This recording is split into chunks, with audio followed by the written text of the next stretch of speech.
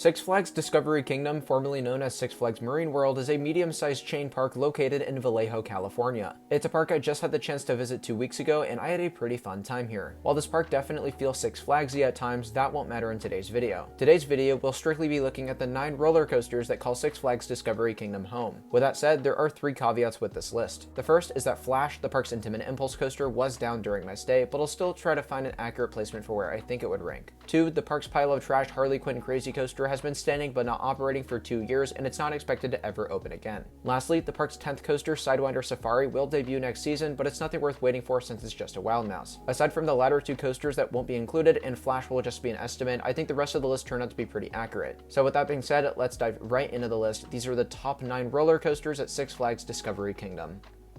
Number 9, Roadrunner Express. The park's smallest roller coaster is a Zamperla family gravity model that was a bit of a headache to ride. You see, many parks have a height limit in place to prevent taller guests from riding. 9 out of 10 times this isn't for any safety reason, it's just an arbitrary rule in place to keep teenagers out probably. With that said, no Six Flags park that I'd previously been to had a rule like this, and from what I read online, Discovery Kingdom didn't either. So I show up to the ride and I'm turned away. Why? Because of a new rule that wasn't written on any sides outside of the attraction or on the website or on the app. I have no idea what it was. Now usually I wouldn't care to miss a kiddie credit like this, but since I'd waited a good 15 to 20 minutes for it, I decided to voice my concern to guest services. I told them that I had ridden identical rides at other Six Flags parks with no issue, look at Great Chase at Six Flags America for example, and so post discussions they said that it would make an exception for me, which I appreciated. Now I know it is a bit over the top to go out of your way for a kids coaster like this, and especially because it wasn't even a good one, but hey, I got the credit and I'll never have to deal with that thing again.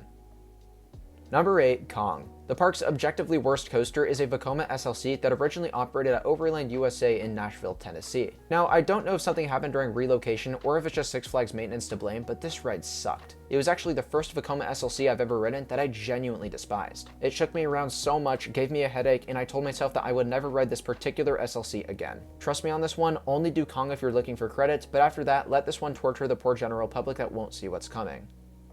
Number 7, Cobra. Opening in 2000, this Zero Tivoli coaster has a modest height of 26 feet and speed of 22 miles per hour, but I find it hilarious because of its trains. Because they were designed to be so long, you can ride this in the back, and when you're least expecting it, you'll accelerate or decelerate. It's actually kind of fun to an extent, but otherwise it's just a fine family ride. It's nothing you can't find at other parks, so I think I may have just had too much fun with it.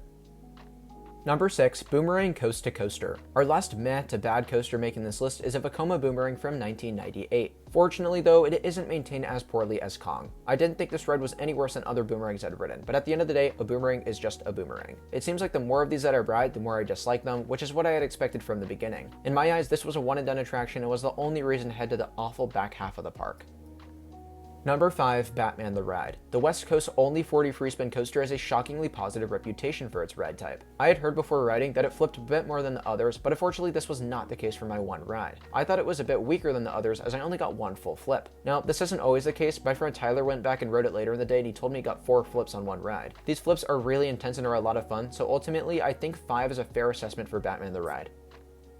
Number 4, Superman Ultimate Flight. While I've made it clear in past videos that I'm not the biggest fan of Premier Ride Skyrocket 2 clones, Superman had to be my favorite one. I thought the tunnels and lighting were a really nice touch to the ride experience, and I can't always appreciate the lap bar only trains when I see them. I find that they make the ride much more free and open, which is largely why I enjoyed this coaster more than I expected. It's still nothing unique though, so I understand if this is a one and done ride for you. Shockingly though, I did like it enough to get 2 rides, which is an occasion worth celebrating, people.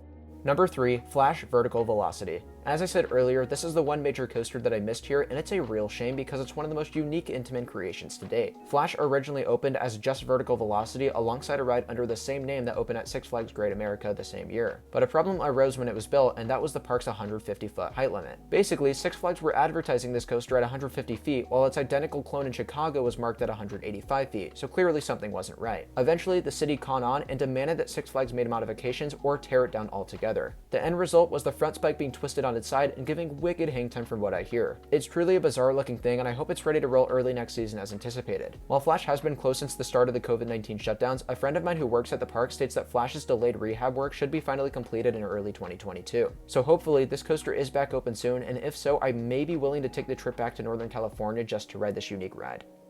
Number 2, Medusa. One of the most visually impressive B&M floorless coasters, has a huge layout with many large-scale elements. And while its design is about as good as it gets for its ride genre, it unfortunately lacks the whip that I was expecting. I've never heard anyone make the same comparison, but I almost vision Medusa to be like Silver Bullet at Knott's Berry Farm. Good elements with some strong positive Gs, but a serious lack of whip. Luckily, that doesn't make or break a floorless coaster like it does Silver Bullet in my opinion, so Medusa is still rock solid. I just think it had some potential to be better than it was, which is why I was slightly disappointed by it.